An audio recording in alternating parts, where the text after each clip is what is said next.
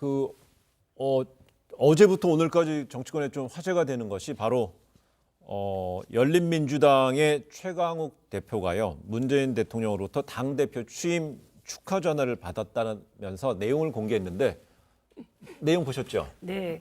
아마도 대통령께서는 네. 그러니까 어쨌든 당대표가 선출됐으니까 의례적으로 인사를 했을 것 같고, 또 최강욱 대표가 청와대에서 근무했던 비서관 출신이다 보니 전화를 하게 되신 것 같습니다. 근데 이게 원래는 이런 식으로 대통령과의 통화 내용을 소상하게 밝히는 일은 잘 없었죠. 네. 예, 그런데 아마도 이제 열린민주당이 소수 정당이잖아요. 그러다 보니 앞으로 자신들의 지향을 분명하게 얘기하는 과정에서 대통령과의 통화 내용을 공개한 게 아닌가 싶습니다. 네. 그런데 대통령과의 통화 내용 공개한 거 보면 자신들은 민주당 개혁 과정의 보완제라는 점을 분명히 얘기하고 있거든요. 그러니까 더불어민주당이 사실은 총선 과정에서 열린민주당에 대해서 견제를 강하게 하지 않았습니까? 이제 그에 대해서 최강욱 대표가 우리는 보완제다, 네. 이렇게 함으로써 사실 풀고 싶은 거죠. 과거에 저는 근데 이거 보면은 이 당의 민주당의 어떤 수요에는 참 부응하는 지금 얘기가 아닌가. 왜냐면 지금 민주당 170, 80석을 얻었다고 했는데 지금 여러 가지 사태 때문에 177석으로 줄어버렸잖아요. 거기다 지금 윤미향 당선인의 경우도 논란이 많은데 앞으로도 어떻게 될지 모릅니다. 그래서 이런 걸 감안을 해보니까 지금 3석이 일단 당장 부족하게 된 거예요. 뭐 가급적 야당하고 합의해서 법안을 처리한다지만 어쨌든 간에 어떤 경우에는 아마 180석이 굉장히 아쉬운 경우가 생길 것 같습니다. 그런데 지금 보니까 딱 3석 아니에요? 거기다가 지금 오늘 최강욱 이 대표가요, 이 얘기를 했어요. 지금 대통령이 저렇게 전화했다니까 이건 합당하는 거 아니냐 그랬더니 너무 나갔다면서도 8월 아마 민주당 전당대회쯤 되면은 이런 얘기가 나올 거다. 이 얘기를 지금 본인도 하고 있어요. 그 8월이 무슨 의미냐? 저는 8월쯤 가면 이제 대강 여당하고 야당하고 벌써 한두 차례 라운드가 있을 것이고 그 과정에서 민주당은 야 이거 아예 180을 확실하게 확보하는 게 참 좋겠다. 저 이런 생각이 충분히 들 수 있는 기간이라고 봅니다. 잠시만요. 예. 그런데 제가 먼저 이 전화한 거의 의미를 조금 짚어보고 한번 앞으로 어떻게 될 건 전망을 해볼 텐데, 박정환 전 대변인 청와대에 있을 때 보통 대통령이면요, 주요 정당의 당대표 취임하면 축하 전화 하죠. 이상한 거 아니잖아요. 당연히 하죠. 그리고 예. 말씀 주신 것처럼 문재인 대통령도 지난주에 아마 그 민주당 그다음에 미래통합당 다 통화를 하신 걸로 알고 있고 보도도 그렇게 나오고 예. 있죠. 당연히 의례적으로 할 수 있는 일이고 충분히 덕담을 할 수 있는데, 문제는 이거를 이 청와대 대변인이 청와대에서 브리핑을 했으면 그렇죠. 그년 대통령의 말씀을 정리해서 발표를 했을 텐데, 이거를 전 정당에서 발표를 하다 보니까 약간의 혼선이 생기면서 첫째 그 총선 때 한창 부딪혔던 더불어시민당과의 적통성 문제가 이제 하나 생기는 거고, 또 하나는 왜 이거를 그 열린민주당 쪽에서 했느냐라는, 청와대가 안 하고 했느냐, 그래서 대통령의 말씀이 좀 너무 많이 소개가 됐다라는 논란까지도 생깁니다. 그러니까 통상 이제 여야가 대통령과 1대 다의 구조면 정당에 많이 주는 경우가 많은데 1대1 구조면은 청와대가 브리핑을 하는 게 맞고, 그래야 대통령이 한 가지 예, 궁금한 우리 게 김민아 평론가 말하려다가 네, 저에게 발언 기회를 주셔서 대단히 감사하고. 안녕하세요. 이게 뭐 대통령께서 전화를 했을 때 여러 가지 말씀을 하셨겠죠. 굉장히 뭐 앞으로의 어떤 전망이나 뭐 앞으로 잘해라 뭐 이런 말씀 여러 가지 하셨을 텐데, 뭐 권력기관 개혁 문제만 얘기를 했겠습니까? 이제 그런데 이제 열린민주당 입장에서는 그간의 어떤 그 전에 총선 과정에서 자신들이 뭐 이른바 매운맛 민주당이다 이렇게 주장한 거 아니겠습니까? 민주당이 선거 과정에서 부담스러울 수 있는 이슈를 자기들이 오히려 잘 얘기하겠다라는 명분을 가지고 창당을 해서 여기까지 온 거기 때문에 자신들의 어떤 정치적인 명분을 대통령께서도 인정했다, 이 얘기를 하고 싶어서 아마 대통령 발언 중에 그 부분을 강조하는 이런 이제 액션을 취하고 있는 거 아닌가, 이런 해석인 거죠. 근데 충분한 거는 없는 내용 말한 건 아니잖아요. 그렇죠. 그렇죠? 그렇죠. 그래서 근데 스핀을 건 거죠. 그러니까 좀 말씀하셨듯이 여러 가지 얘기를 한 건데 본인들이 그 자기 당에 뭔가 유리하거나 이제 얘기하고 싶은 대목을 강조해서 얘기하는 거, 그건 뭐 원래 이제 흘리는 쪽이 당연히 그렇게 하는 겁니다. 다만 좀 전에 저는 한 가지 궁금한 게, 청와대 대변인 영임하셨으니까 이렇게 대통령과 특정 정당 대표가 했는데 저기 당 대표 쪽에서 그냥 먼저 나가버리는 경우에 청와대로서는 좀 당혹스러워 하나요? 어떻습니까? 저는 아침에 보도가 처음에 났을 때는 이게 청와대와 조율이 있었던 걸로 이해했어요. 네. 근데 그 이후에 보니까 조율이 없었던 것 같더라고요. 아마 청와대에서는 굉장히 당혹스러웠을 것 같고, 이게 7분 대화라고 소개가 됐는데 이 통역이 없는 과정에서 7분이니까 굉장히 많은 대화들이 오고 갔을 거 아니에요.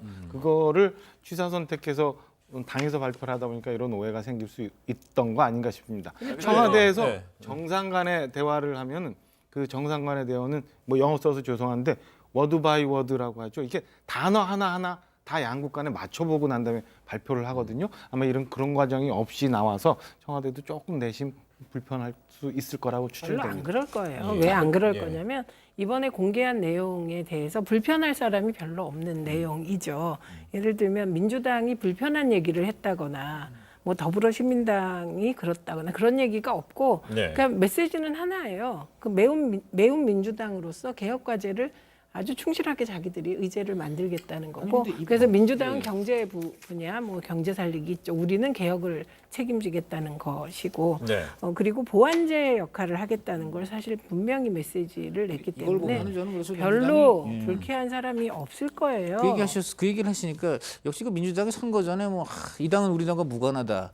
우리 민주당을 참칭 말라 그랬는데 그거 별 크게 의미가 없는 말들이었군요. 그러니까 결국 굉장히 되지도 않았는데 그러니까 벌써부터. 이렇게 다정한 그러면요. 사임을 연출하면 조금 전에 이제 최강욱 그 당대표가 그 라디오 매체에서 인터뷰에서 뭐 그럼 앞으로 더불어민주당과 합당 문제 얘기할 뭐 새로운 국면으로 맞는 거 아니냐고 했더니 너무 나갔다라고 얘기했다는데요. 너무 나간 거예요? 아니면 실제로 나간 가능한 거예요. 거 아니에요? 왜 나간 거냐면 네. 지금 민주당하고 열린민주당은 과거처럼 지도부 몇 명이 합당하자 이렇게 해서 되는 정당들이 아닙니다. 네. 더불어시민당과 민주당의 합당 과정을 전당환 투표를 붙이잖아요.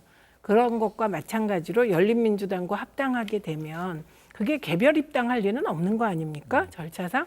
그렇게 되면 그 열린민주당 당원들 그리고 더불어민주당 당원들이 양쪽 다 전당원 투표를 거쳐야 되는 사안이에요. 네. 그렇기 때문에 이 지도부가 이렇게 하겠다?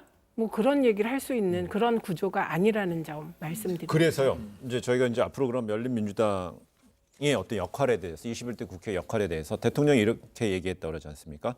권력기관의 개혁 문제, 열린민주당의 역할이 중요하다 이렇게 얘기했다고 소개도 했고요. 그럼 결국은 아니 그러니까 이게 뭔가 힘을 결국 실어준다. 이렇게 표결 볼수 있는 거 결국 아니에요? 제일 중요한 건 표결 아닙니까? 네. 법안 통과 때 이게 좀 딱 보면 그 법안 통과 때 표결에 힘 실어달라는 말로 번역할 수 있을 것 같은데 그렇게만요. 그 가능성이 굉장히 큰 얘기죠. 이게 그럼 구체적으로 뭘 더 무슨 협력을 어떻게 하나요? 실용적인 관점에서 네. 저렇게 볼 수 있습니다. 네. 표계산의 관점에서. 근데 지금은 판이 이런 거예요. 그 총선 전에는 공수처 설치를 비롯한 검찰 개혁이 주요 화두였죠. 지난해 연말에.